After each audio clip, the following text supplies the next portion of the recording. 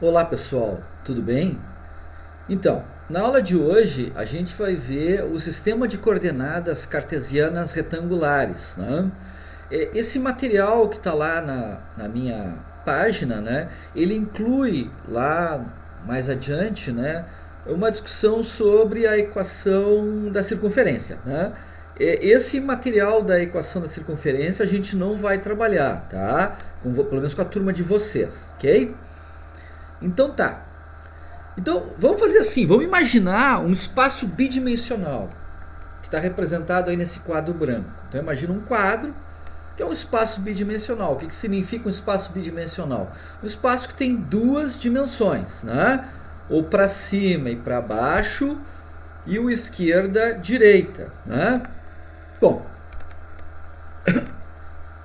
agora vamos imaginar agora que esse quadrado, esse quadro, ele se estende em um plano infinito em todas as direções. Ok, então agora nós temos um plano infinito, temos, é claro, limitado dentro desse plano infinito esse quadrado, né?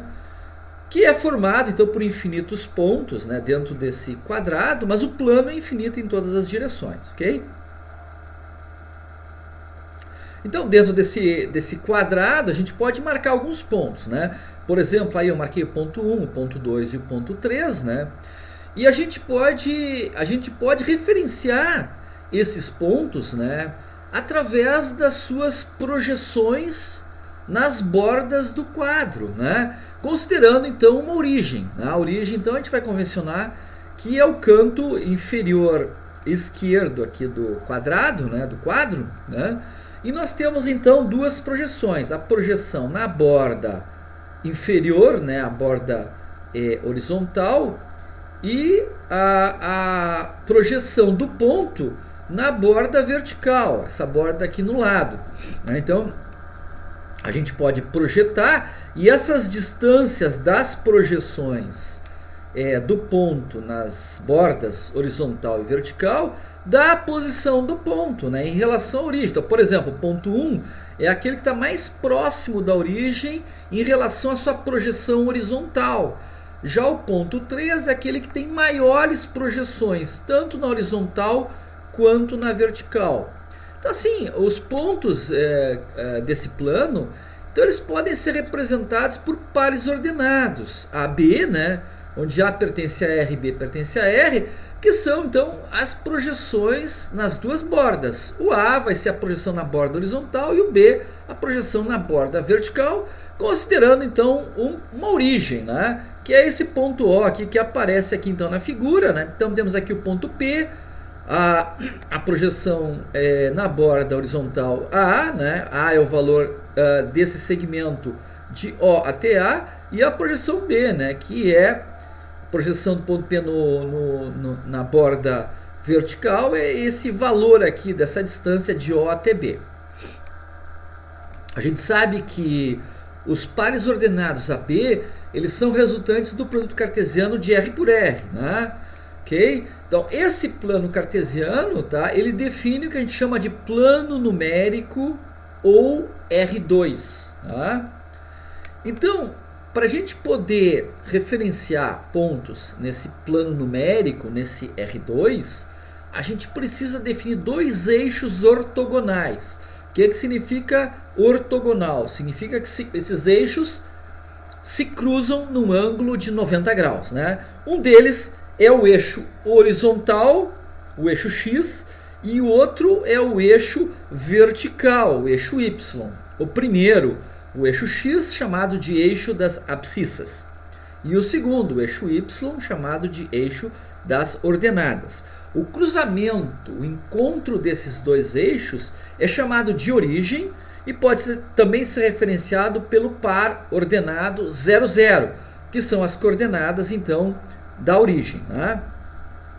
Então aqui a gente pode ver isso, né? Aí aparecem os dois eixos, né? O eixo X das abscissas e o eixo Y das ordenadas, a origem O, né, aqui no centro, e aqui aparece um ponto com suas projeções AB. Tá? O cruzamento dos dois eixos divide o plano numérico em 4 quadrantes, né? Primeiro, segundo, terceiro e quarto quadrantes.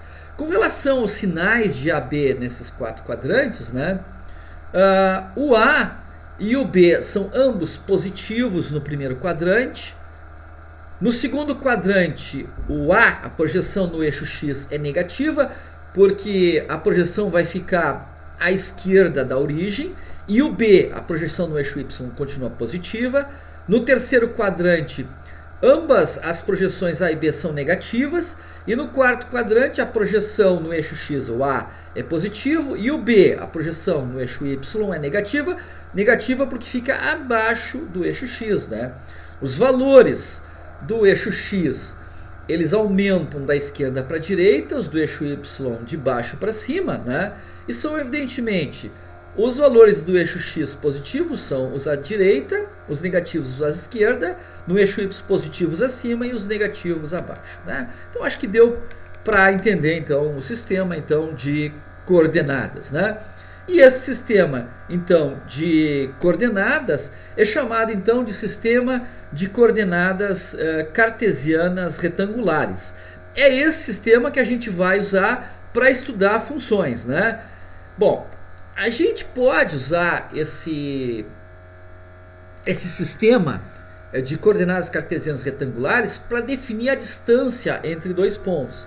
Então, se eu marcar no plano numérico 2 pontos, um ponto A e um ponto B, o ponto A de coordenadas xa, ya, e o ponto B de coordenadas xb, yb, a distância d entre esses dois pontos pode ser facilmente calculada por Pitágoras deste triângulo retângulo, né, que estabelece, se eu projetar essa linha pontilhada até aqui, eu vou ter um ângulo reto aqui, a distância d vai ser a hipotenusa, e a medida deste cateto aqui é xb menos xa, e a medida deste cateto aqui é yb menos, é yb, desse cateto, é yb menos ya, ok? Então, a distância entre o ponto A e o ponto B, d, que é a hipotenusa, né? D ao quadrado é a soma dos quadrados dos catetos, então tirando a raiz quadrada, o d resulta na raiz quadrada de yb menos y ao quadrado mais xb menos xa ao quadrado. E a outra coisa importante de se entender é a partir daí a inclinação da reta. Quer dizer que esses dois pontos, eles determinam uma reta, né? Que passa aqui então nos dois pontos, né? Para definir uma reta eu só preciso de 2 pontos, né? Ok? Então, se eu assumir então os pontos xa, ya e xb, yb como definindo uma reta, eu sei que a inclinação da reta L que passa por esses pontos é a tangente do ângulo formado entre a reta L e o eixo X. Esse ângulo formado pelo cruzamento da reta L e do eixo X, tá, determina então a inclinação. A inclinação é a tangente desse ângulo, né? A tangente desse ângulo, que é o ângulo que está aqui, seria o quê? Seria no triângulo retângulo, de novo vou fazer uso do triângulo retângulo, seria cateto oposto, o ângulo é esse aqui, né?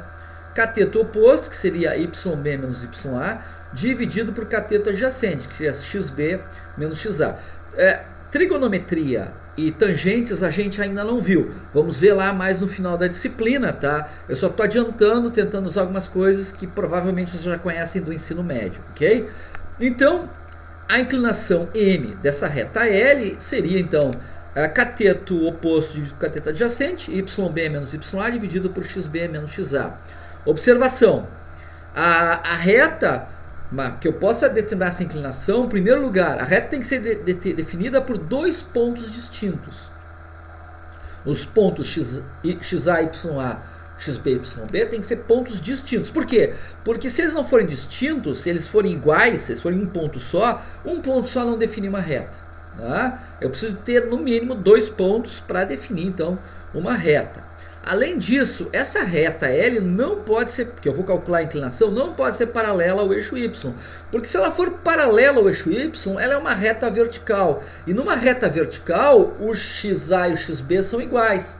a coordenada x dos pontos A e B são idênticas, logo o denominador, que é xb menos xa, como xb e xa são iguais, é zero. E a gente sabe que não pode ter divisão por zero na matemática, ok? Então essa é a definição da inclinação da reta, ok, pessoal? Essa era uma aula relativamente curta para definir então o sistema de coordenadas, ok, pessoal? Espero que vocês estudem. Tchau!